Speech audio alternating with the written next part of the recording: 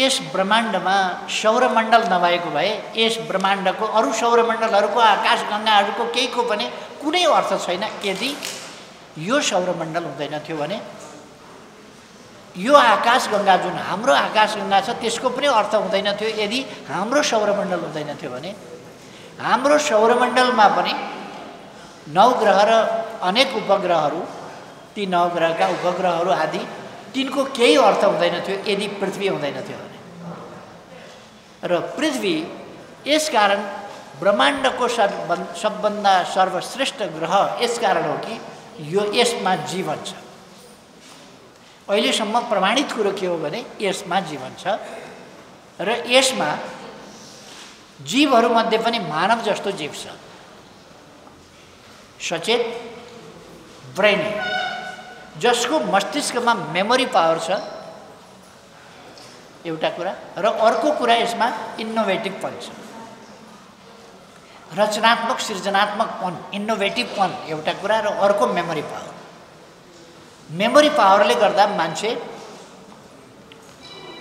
सचेत कसरी भयो भन्दाखेरि मेमोरी पावरको कारणले। यदि सबै कुरा बिर्सिन्थ्यो भने खत्तम थियो। त्यसकारण बिर्सिने रोग लागेपछि बुढेसकालमा बिर्सिने रोग लाग्यो भने अचम्मैसँग मान्छेको विद्वत्ता आदि इत्यादि ब्रिलियन्सी सबै समाप्त हुन्छ, किनभने उसले केही पनि नसम्झिएपछि त सिद्धियो। त्यसकारण मेमोरी पावर मानव जातिको, मानव मस्तिष्कको सबभन्दा हाइएस्ट कुरा हो, जसले मानिसलाई ब्रिलियन्ट बनाएको छ, जसले मानिसलाई इनोभेटिभ बनाएको छ, जसले मानिसलाई रचनात्मक बनाएको छ, अनुसन्धाता बनाएको छ, खोजकर्ता बनाएको छ, विकासकर्ता बनाएको छ, मेमोरी पावर। मेमोरी पावर अरू जीवहरूसँग पनि हुन्छ तर थोरै हुन्छ, मानवसँग असाधारण मेमोरी पावर छ। त्यसै कारण ज्ञान, विज्ञान, प्रविधि यी सबै कुराहरूको सिर्जना, सङ्ग्रह, विकास, सिर्जना, सङ्ग्रह, विकास यी चिजहरू भएका छन्। र एकमात्र धरती, यस वर्षको नारा किन दिइयो? ओन्ली वान अर्थ। यो पृथ्वी नै यस ब्रह्माण्डको एकमात्र यस्तो चिज हो जहाँ जीव जीवित रहन सक्दछ, जीव पैदा हुन सक्दछ, जीवको सृष्टि हुन्छ, जीवित रहन्छ र जीवन चक्र चलिरहन्छ, वनस्पतिको होस् अथवा अन्य जीवको होस्। यसरी जीव र जीवको जीवन चक्र यो यही धरती मात्रै हो। त्यसकारण यस धरतीलाई सुरक्षित बनाऊ, यस धरतीलाई बस्न लायकको बनाऊ, यस धरतीलाई आगामी पुस्तासम्मको लागि पनि बस्न लायकको बनाऊ। यस सन्दर्भमा मानव जातिले अनेक प्रयासहरू गर्यो। गोष्ठी सेमिनारहरू उहिले परापूर्व कालमा पनि अनेक सन्दर्भमा गोष्ठी सेमिनार आदि इत्यादि हुने गरे। हाम्रा पूर्वजहरूले, पुर्खाहरूले वनस्पतिको महत्त्व, वनस्पति र जीवनको महत्त्व, अरू प्राणी जगत र जीवनको, मानव जीवनको, मानव र अरू प्राणीहरू, मानव र वनस्पति, मानव र प्रकृति, यिनीहरूको अन्तर्सम्बन्ध आदि पक्षहरूमा हाम्रा दार्शनिकहरूले धेरै राम्ररी सोचे। र वृक्ष उहिले पनि मरुभूमिमा तपस्या कसैले गर्दैनथ्यो, वनमा तपस्या गर्छ, रुखका फेदमा तपस्या गर्छ। रुखका फेदमध्ये पनि यस्तो रुखको फेद छानेर तपस्या गर्छ जहाँ अक्सिजन पर्याप्त आउँछ। यस्तो बिरुवा लगाउँछ जसले अक्सिजन। तुलसी किन लगाउने गर्यो? हरेकले तुलसीको मठमा किन लगाउनु पर्यो भने उसले केही मिटर सराउन्डिङमा, केही मिटरसम्म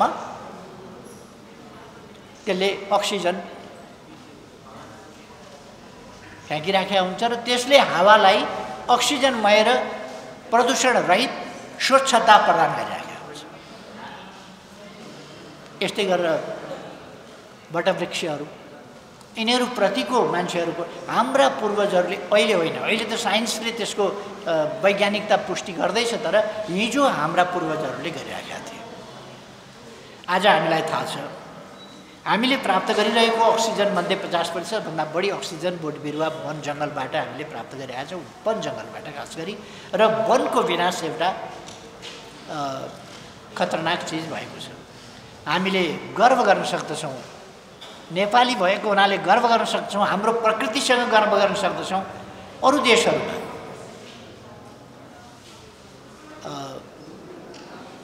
देशहरूमा जङ्गलको प्रतिशत कति छ? युरोपमा जङ्गलको प्रतिशत कति छ?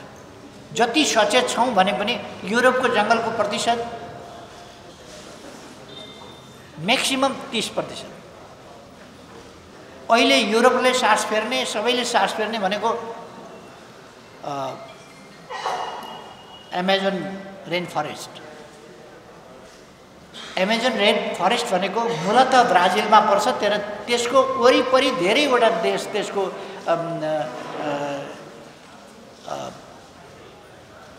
भेनेजुएला पनि पर्छ, कोलम्बिया पनि पर्छ, अर्को पनि पर्छ, थुप्रो देशहरू पर्छन्, अर्जेन्टिना पर्छ, कुन पर्छ, थुप्रो देशहरू पर्छन् र पेरुसम्म पनि पर्छ दक्षिण पश्चिममा।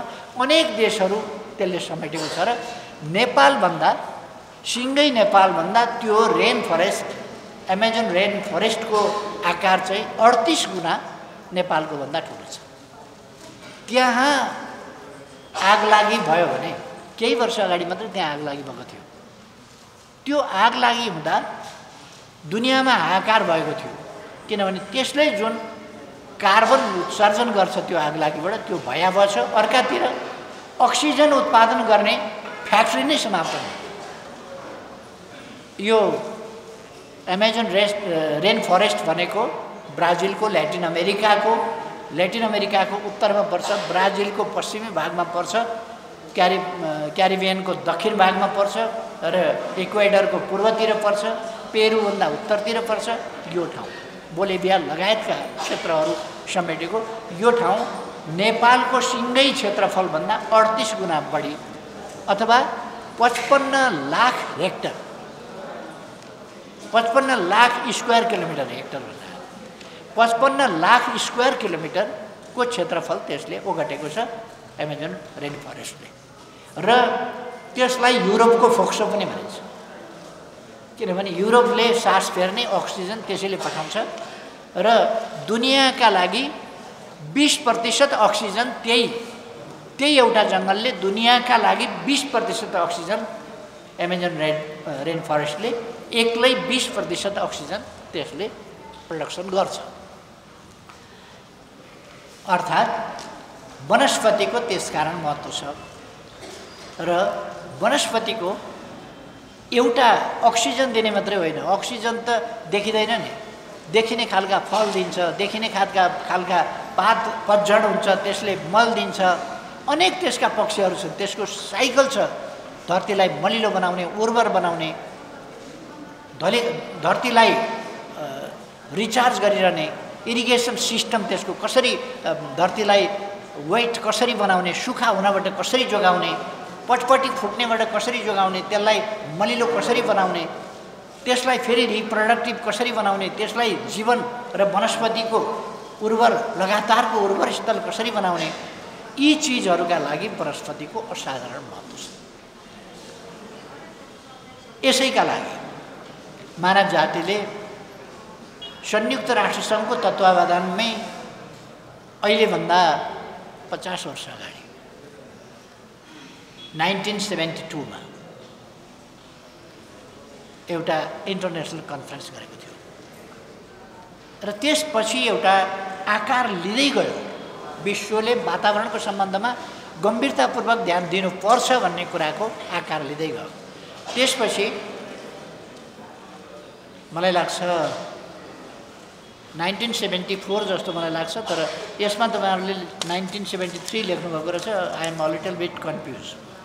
यसमा 1973 लेख्नु भएको छ, तर मलाई लाग्छ विश्व वातावरण दिवस मनाउन थालिएको चाहिँ 1974 हुनुपर्छ जस्तो लाग्छ मलाई।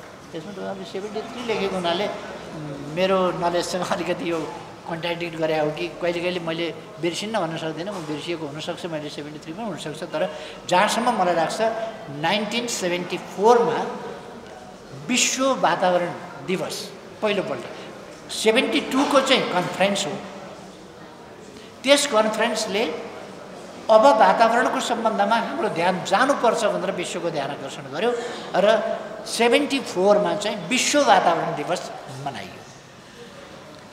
त्यसपछि वातावरण दिवस हरेक वर्ष मनाउने प्रचलन चढ्दै गयो र यसले आफ्नो टास्क फोर्सहरू बनायो र टास्कहरू दिँदै गयो कहिलेसम्ममा के गर्ने भनेर।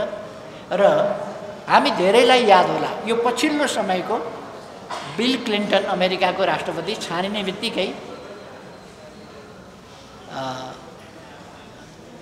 92 मा छानिने बित्तिकै नै जस्तो लाग्छ मलाई,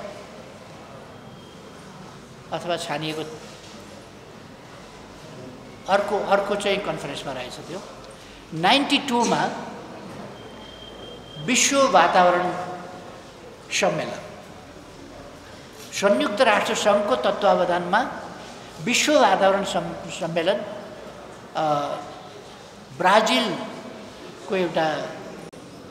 ब्राजिलको क्यापिटल नै भने हुन्छ त्यो रियो द जेनेरियो। त्यसमा रियो द जेनेरियोमा 92 मा एउटा विश्व सम्मेलन भयो। त्यसले एउटा टास्क फोर्स फेरि बनाएर 95 मा अर्को कन्फरेन्सले एजेन्डा 21 भन्ने 21औं शताब्दीमा प्रवेश गर्दाखेरि कसरी गर्ने भन्ने एजेन्डा 21 21औं शताब्दीका लागिको एजेन्डा 21औं एजेन्डा नाम नै त्यो दिएर 95 मा 21औं मिलेन भने तपाईहरुले सच्याए पनि हुन्छ है यसलाई। त्यो एजेन्डा 21 सुरु गरेर उनीहरूले अगाडि बढाए। तर अनफर्चुनेटली के भने 21औं एजेन्डा 21औं शताब्दीमा प्रवेश गर्दाखेरिका लागिको एजेन्डा त्यो एजेन्डा बिल्कुलै सफल हुन सकेन। त्यसमा ठुलो डिबेट भयो र 2000 पछि यो हामीले पुरा गर्न सकेनौं भन्ने खिन्नताका साथ फेरि अर्को 2002 मा बहुत गम्भीरताका साथ लिएर सायद 2002 मा रियो द जेनेरियोमै अर्को सम्मेलन भयो र त्यसले विश्व वातावरणलाई कसरी अगाडि बढाउने भन्ने सन्दर्भमा खास गरी अहिले हामी यो सस्टेनेबल डेभलपमेन्टका कुरा गर्छौं नि, यो सस्टेनेबल डेभलपमेन्टका कुरा इन्भाइरोमेन्ट एन्ड डेभलपमेन्टको कुरा 92 बाट रियो द जेनेरियोबाट सुरु भयो। त्यसलाई डेभलप गरियो 95 मा। त्यसमा सफल हुन सकिएन भन्ने रियलाइजेसन भयो 2000 मा र त्यसपछि 2002 बाट हामी फेरि त्यस सन्दर्भमा अगाडि बढ्न चाह्यौं, विश्व अगाडि बढ्न चाह्यो। यसमा बढी गम्भीरता भयो। तर मैले भन्नु पर्दाखेरि ठुला देशहरूले यस सम्बन्धमा गम्भीरता देखाएन र रियो द जेनेरियोमा सन् 2000 मा भएको रहेछ। सन् 2000 मा भएको रियो द जेनेरियोको अर्को विश्व सम्मेलनमा यसलाई चाहिँ समिट भनिने गरौँ। यो 92 को समिट, 2000 को समिट, यसरी समिट भनिने गर्यो जहाँ सैकडौं देशका राष्ट्राध्यक्षहरू जम्मा हुने गरे। यो सैकडौं देशका राष्ट्रपति या सरकार प्रमुखहरू, राष्ट्र प्रमुख वा सरकार प्रमुखहरू जम्मा हुने गरेको चाहिँ 92 बाट वातावरणको विषयमा, जसलाई समिट भनिने गर्यो। यसले खास समस्याको चुरोतिर वातावरणसँग सम्बन्धित र पृथ्वीको भविष्यको सम्बन्धमा सुरक्षित पृथ्वी, एकदमै सुरक्षित पृथ्वी कसरी राख्ने, भविष्यमा बस्न लायकको सुरक्षित र बस्न लायकको पृथ्वी कसरी बनाउने, यस सम्बन्धमा जिब्रो चपाएर बोल्ने स्थिति भयो। र सन् 2000 मा रियो द जेनेरियोमा गरिएको सम्मेलनमा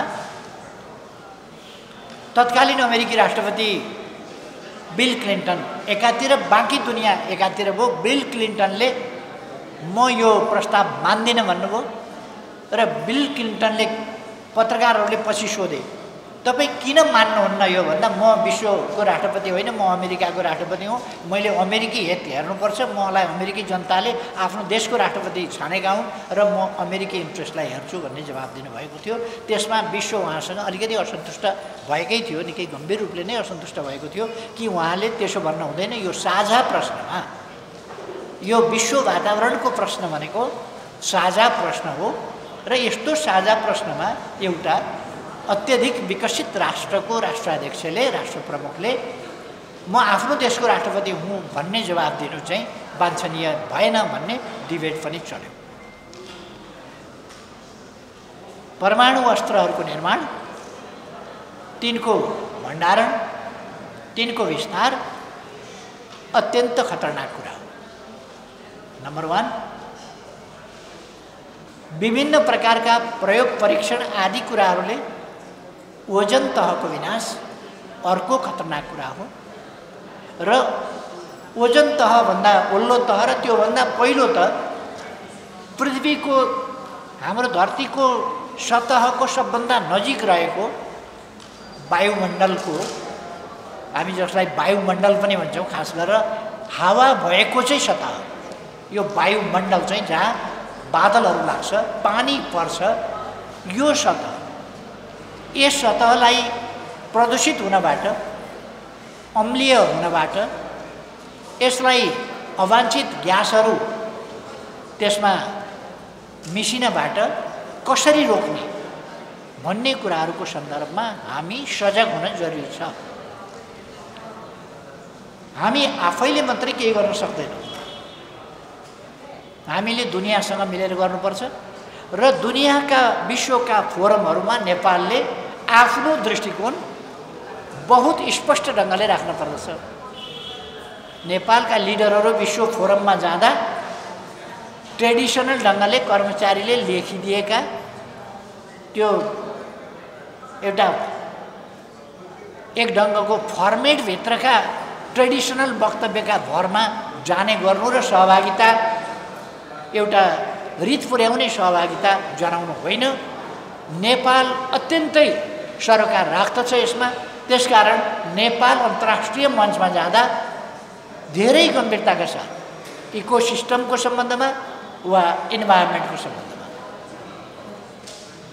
अथवा पर्यावरण होस्, वातावरण होस्, अथवा पर्यावरण होस्, पर्यावातावरण होस्, यी सबै कुराहरूमा नेपाल सजग भएर जानुपर्दछ।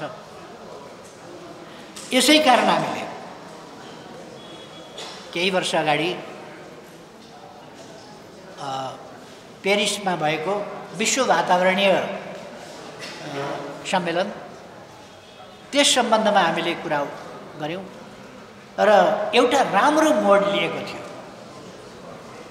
अमेरिकाको राष्ट्रपति बाराक ओबामा हुनुहुन्थ्यो, उहाँहरू समेतको सहभागिता थियो, विश्वका सबै प्रमुख नेताहरूको, प्रमुख राष्ट्रहरूको सहभागिता थियो। यद्यपि मैले यहाँ प्रमुख भन्दा सोभरेन्टीको हिसाबले भनेको होइन, कि भूमिकाको हिसाबले मुख्य भूमिका खेल्न सक्ने राष्ट्रहरूको सहभागिता थियो र त्यस सहभागितामा राम्रो प्रस्तावहरू, जसलाई वातावरण सम्बन्धी पेरिस सम्मेलनको निष्कर्ष हामी भन्छौँ, यद्यपि यसमा थुप्रो प्रोटोकलहरू भएका छन्, थुप्रो सम्मेलनहरूले अनेक प्रोटोकलहरू निकालेका छन्, ती प्रोटोकलहरूको बारेमा पनि म अहिले चर्चा गर्न चाहन्न, किन हामीसँग समय पनि छैन। फेरि हामी यस सम्बन्धमा एउटा विश्व वातावरण दिवस मनाउने सन्दर्भमा गएका छौँ। यसको सविस्तार छलफल गर्ने र यसका इस्युहरूको गहिराइमा जाने कुनै कार्यशाला गरिराखेका छैन। त्यसकारण मैले त्यसै सीमाभित्र रहेर मात्रै आफ्ना कुराहरू राख्न चाहन्छु। अहिले सस्टेनेबल डेभलपमेन्ट गोल, पहिले यही प्रसङ्गमा आउँदै गएपछि मिलेनियम च्यालेन्ज गोल, यो मिलेनियम च्यालेन्ज गोल, यो गोलमा हामी एकपल्ट गयौँ र यस गोललाई पनि हामीले पुरा गर्न सकेनौँ। त्यसपछि सन् 2030 सम्मका लागि सस्टेनेबल डेभलपमेन्ट गोल भन्यौँ, जसभित्र वातावरणीय प्रश्न एउटा महत्त्वपूर्ण प्रश्न। के भन्नु ए खैर, वातावरणीय प्रश्न यो सस्टेनेबल डेभलपमेन्ट गोलको सन्दर्भमा हामीले 5 वटा पिलर भनेका छौँ। 5 वटा पिलर, 17 वटा गोल्स लक्ष्यहरू र 169 वटा उपलक्ष्यहरू जुन भनेका छौँ। यसमध्ये 5 वटा पिलर, यद्यपि म 5 वटा पिलरमा त्यति सहमत छैन, संयुक्त राष्ट्रसङ्घले भनेको भए पनि धरती र मानव जाति चाहिँ आधार हो, पिलर हो। सस्टेनेबल डेभलपमेन्ट गोलका अरू पिलर चाहिँ समृद्धि भनेको छ। समृद्धि त हामीले चाहेको गन्तव्य हो, त्यस कारण त्यो पिलर होइन। जसको जगमा, जसको आधारमा हामी माथि उठ्न सक्छौँ, समृद्धि गन्तव्य हो। शान्ति अपरिहार्य आवश्यकता हो डेभलपमेन्टका लागि, इज ए मस्ट। तर आधार भन्ने कुरा होइन, त्यो प्राप्ति गर्नुपर्ने चिज हो। र त्यसै गरेर इन्क्लुसिभनेस भन्छ, इन्क्लुसिभनेस पनि पिलर होइन, इन्क्लुसिभनेस इज अ मेथडोलोजी। यो चाहिँ तरिका हो डेभलपमेन्टको। त्यसकारण यस जगमा, यस पिलरमा हामी उठ्छौँ भन्ने कुरा, देयर आर 5 पिलर्स भन्ने मान्दिनँ, म चाहिँ 2 पिलर्स भन्छु, अर्थ एन्ड ह्युमन बिङ्स। दुईवटा चाहिँ वास्तवमा पिलर हो। अब यो एनजिओ अलिक बढी प्रभावित भएर यस्ताहरू 5 वटा पिलर भनेर जो राखिया छ, इन्क्लुसिभनेस पनि पिलर होइन, मेथोडोलोजी हो। डेभलपमेन्ट हाम्रो हो, समृद्धि प्रस्पेरिटी हाम्रो गोल हो, र पिस हाम्रो आकाङ्क्षा हो, आवश्यकता हो। त्यसकारण यो संयुक्त राष्ट्रसङ्घले भनेका कुरामा मैले डिबेट गर्न खोजेको होइन, तर मेरो विचारमा 2टा पिलर हुन्, अरू चाहिँ तरिका हुन्, के हुन् जे होस्। 5 वटै पिलर मान्ने मैले, त्यसले कुनै हानि नोक्सानी गरिहालेको छैन, हानि नोक्सानी केही पनि गर्दैन। 5 वटै पिलर मान्यौँ। त्यो 5 वटा पिलर माथि जुन हामीले सस्टेनेबल डेभलपमेन्ट गोलका मेन 17 गोल्स राखेका छौँ वा टार्गेट राखेका छौँ। यसमा अङ्ग्रेजीमा ठिक शब्द प्रयोग भएको छ गोल्स भनेर, नेपालीमा टार्गेट यो लक्ष्य भनिएको छ। त्यो लक्ष्य चाहिँ उपयुक्त होइन, त्यहाँ गन्तव्य गोल उद्देश्य त्यो चाहिँ उपयुक्त हो। 17 वटा गन्तव्यहरू या गोलहरू या लक्ष्यहरू, त्यो लक्ष्य होइन उद्देश्यहरू, र त्यसमा पुग्ने अरू 169 वटा लक्ष्यहरू। खै यी कुराहरू हामीले प्राप्त गर्ने हो भने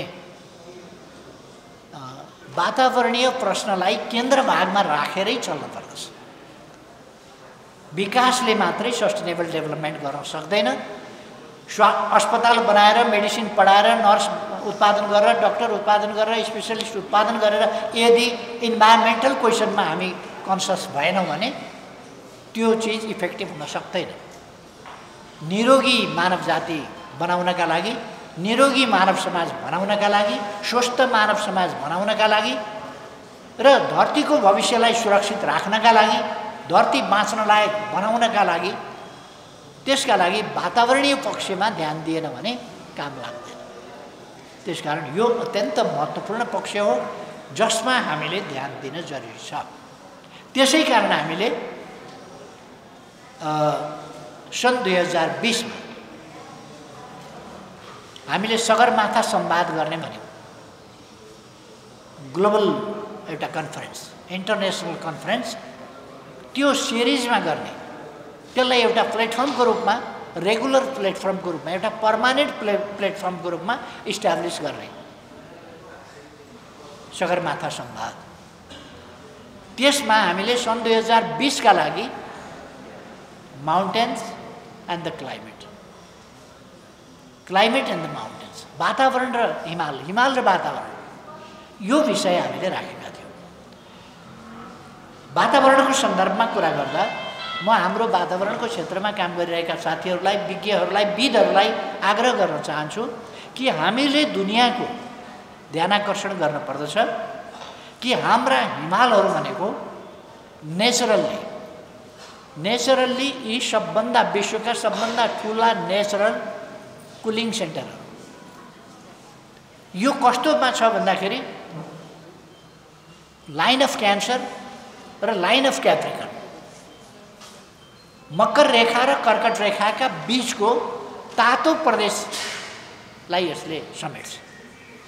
र यो तातो प्रदेश भनेको हावा तात्ने र यहाँ चाहिँ खास गरी अफ्रिकी, सहारा, अरू विभिन्न मरुभूमिहरू र थार, यी विभिन्न मरुभूमिहरूबाट तातेको हावा, उष्ण प्रदेशबाट तातेको हावा, गर्मी प्रदेशबाट तातेको हावा आउँछ।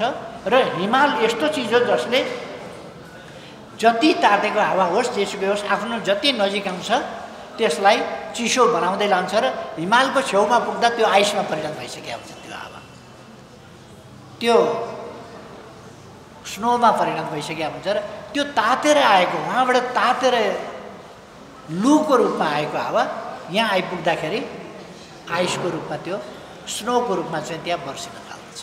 अथवा यस्तो यो उष्ण प्रदेश कर्कट रेखा र मकर रेखा, यो कर्कट रेखा र मकर रेखाका बीचको ग्रीष्म प्रदेश, यस ठाउँको तातेको वातावरणलाई चिसो पार्ने काम हाम्रा हिमालहरूले गर्दछन्। र नेचरले यत्तिकै बाई मिस्टेक यो हिमालहरू बनाएको होइन। यहाँ यो जीवनको सिर्जना गर्ने, धरतीमा पृथ्वीमा जीवनको सिर्जना गर्ने प्राकृतिक उद्देश्यका साथ। कहिले कहिले प्रकृतिको पनि उद्देश्य हुन्छ र भन्ने प्रश्न उठ्छ। प्रकृतिका उद्देश्यहरू अनौठा हुन्छन्, प्रकृतिका उद्देश्यहरू बुझिन सक्नका हुन्छन्। त्यसकारण यसलाई मैले कुनै धार्मिक अर्थमा वा अरू अर्थमा भन्न खोजेको होइन। प्रकृतिका उद्देश्यहरू नै भनौँ यसलाई। त्यस अन्तर्गत जीवन वनस्पतिको रूपमा वा जीव जनावरको रूपमा, कीट पतङ्गको रूपमा, कुनै रूपमा होस् जीवको उत्पत्ति, त्यसका लागि हिमालहरूको सृजना भयो। हिमाल हुँदैन भने जीवको सम्भावना धरतीमा छैन। र अर्को कुरा, यो चाहिँ मैले कुलिङ सिस्टमको कुरा गरेँ, यो हावा आदि इत्यादिको रिफाइनिङको कुरा गरेँ मैले। अर्को, हिमालको अर्थ र महत्त्व यसकारण छ, नदीहरू किन छन् भन्दा हिमाल छ र नदीहरू छन्, पहाडहरू छन् र नदीहरू छन्, चट्टान छ र नदीहरू छन्। हिमाल हुँदैनथ्यो भने, चट्टान हुँदैनथ्यो भने, पहाड हुँदैनथ्यो भने, झरना हुँदैनथे, ग्लेसियर हुँदैनथे, अनि हामीले हिम पहिरो पढ्नु पर्दैनथ्यो, हिम पहिरोको बारेमा जान्नु पर्दैनथ्यो, हिमतालहरूको बारेमा जान्नु पर्दैनथ्यो, झरनाहरू, छहराहरू, छाँगाहरू, तालहरू, तलैयाहरू जान्नु पर्दैनथ्यो, पहराहरू, चट्टानहरू हुँदैनथ्यो भने त्यहाँ पानी सञ्चित भएर बस्दैनथ्यो, सञ्चित भएर बसेको पानी तप तप चुउँदै गएर मूल बनेर फुट्दैनथ्यो, मूलहरू फुट्दै नआउने हो भने नदीहरू बन्दैनथे, खरे बन्थ्यो होला, खरे नदी होइन। नदी बन्छ किनभने हिमाल छ, नदी बन्छ किनभने चट्टान छ।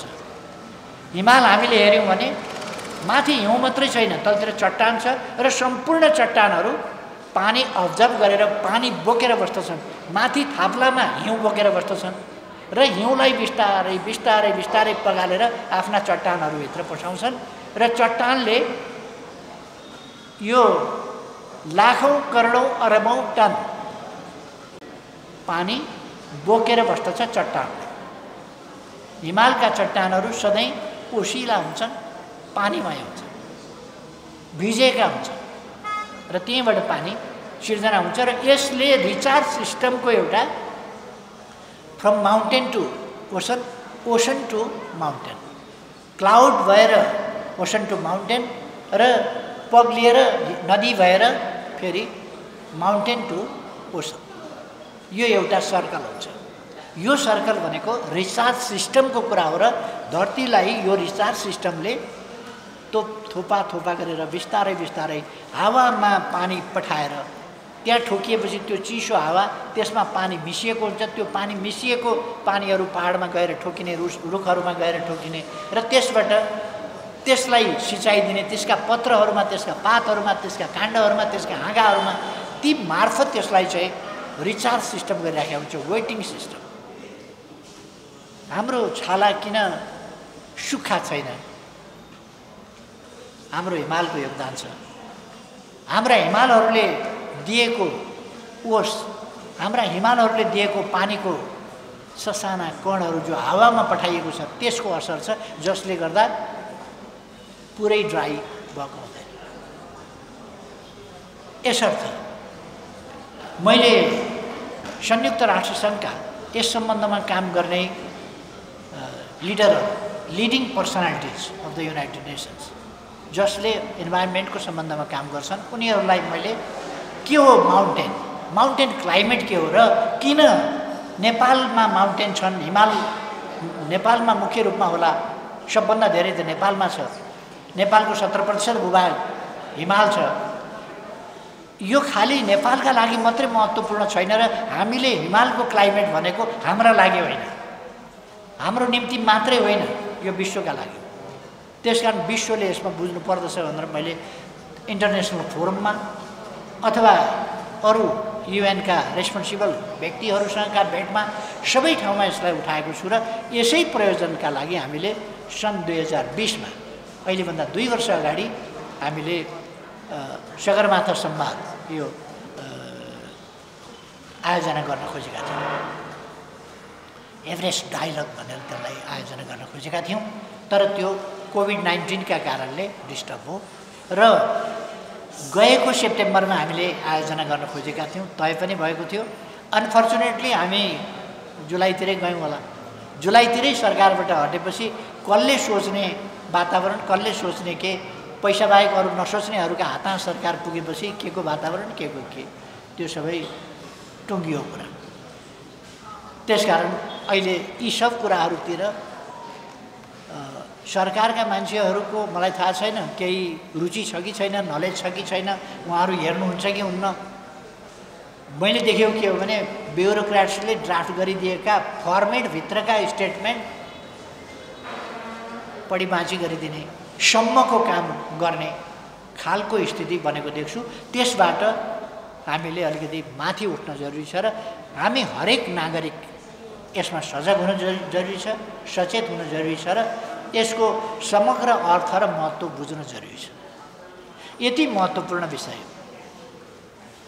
तपाईहरुले यसमा भन्नुभएको छ यो संयुक्त अपिलमा कि महिलाहरू वातावरणसँग बढी एउटा सृजनशीलताको हिसाबले, आमा भएको हिसाबले अथवा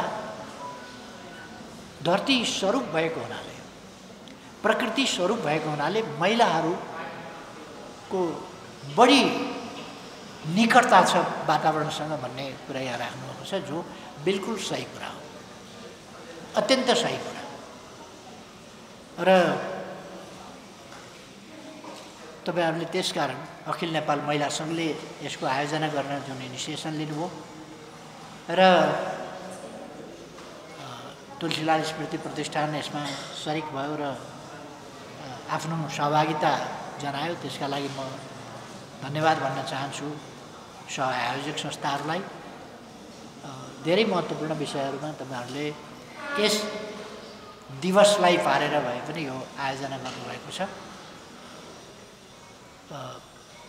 अखिल नेपाल महिला संघले यस्तो विषयमा राष्ट्रिय स्तरमै पनि छलफलहरू आयोजना गर्यो भने, यसबाहेक छलफल आयोजना गर्यो भने फर्मल मनाउने कुरा मात्रै होइन कि एउटा कार्यशालाकै रूपमा त्यसबाट हामी निष्कर्ष निकाल्ने जो दुनियाँका अगाडि हामी हाम्रा दृष्टिकोण भनेर प्रस्तुत गर्न सक्छौँ र नेपाल वातावरणको सम्बन्धमा बढी सेन्सिटिभ छ, बढी महत्त्वपूर्ण छ। नेपाल वातावरणीय प्रश्नमा विश्वले रेन फरेस्ट, एमाजोन रेन फरेस्टमा ध्यान दिने मात्रै होइन, त्यसको चर्चा मात्रै गर्ने होइन कि हाम्रा माउन्टेनको पनि चर्चा गर्नुपर्दछ।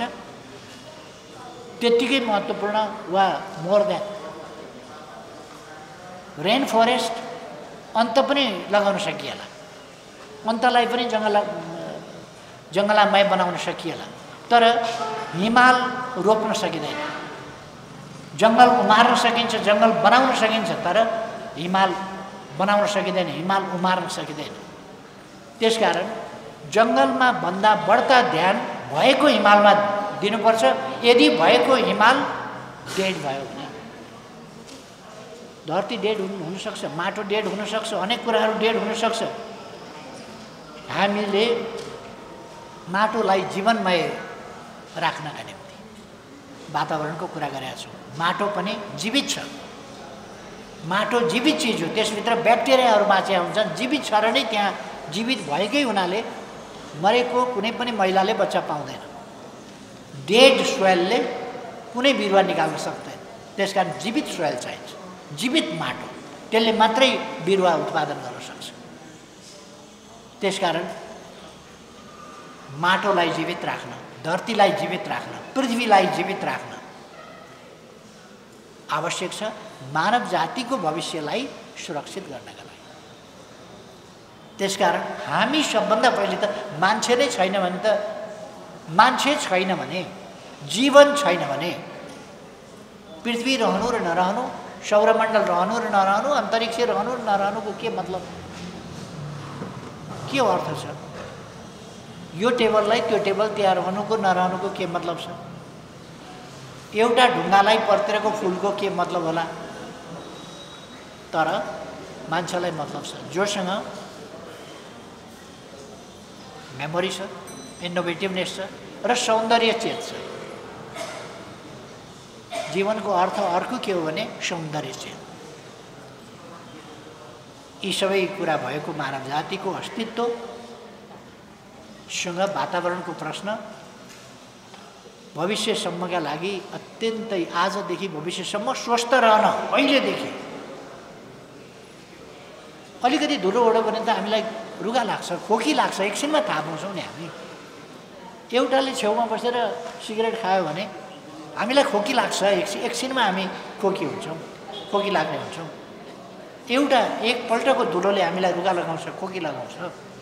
त्यसकारण कति साह्रै महत्त्व छ हाम्रो जीवनसँग, हाम्रो स्वास्थ्यसँग, हाम्रो दैनिकीसँग, हाम्रो बाँच्ने कुरासँग, हाम्रो निरोगीपनसँग भने हाम्रो भविष्यसँग कति महत्त्व छ भन्ने कुरा पनि यसले देखाउँछ।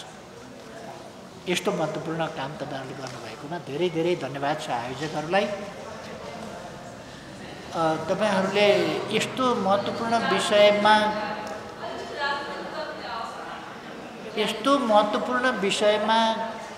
गोष्ठी आयोजना गर्दा तपाईँहरूले नेपालमा महिलाहरू पनि यति मात्रै हुने र वातावरणसँग रुचि भएका मान्छे पनि यति मात्रै हुने, कुर्सी खाली भएको देख्दा अचम्म लाग्यो।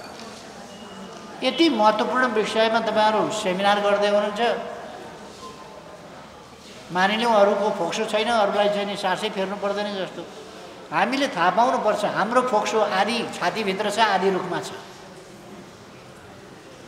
रुख भएन भनेदेखि फोक्सो चल्दैन, फोक्सो भएन भने रुख चल्दैन, त्यस्तो हो।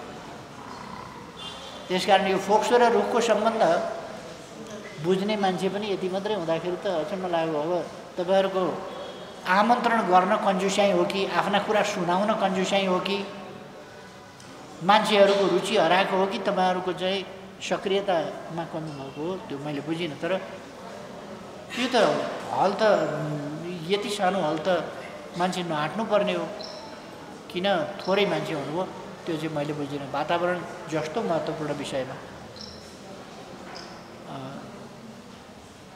खबर पाएर पनि कोही आएन भने चाहिँ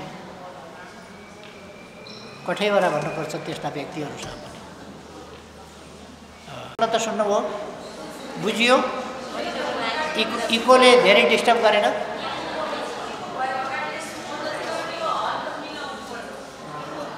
राम्रो बुझिएन? हलको इको अलिकति छ।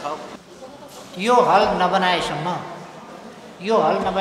यहाँ गोष्ठी सेमिनार नगर्नुहोस्, शङ्ख घण्टा बजाउनुहोस् यस हलमा। अरू के काम गर्नु? मजाले शङ्ख घण्टा बजायो भने वहीँ शङ्ख बजायो भने यो गुन्जिरहन्छ। नत्र भने गोष्ठी सेमिनार यो पहिले बनाउनुहोस् अनि गोष्ठी सेमिनार गर्नुहोस्। धन्यवाद छ साथीहरूलाई।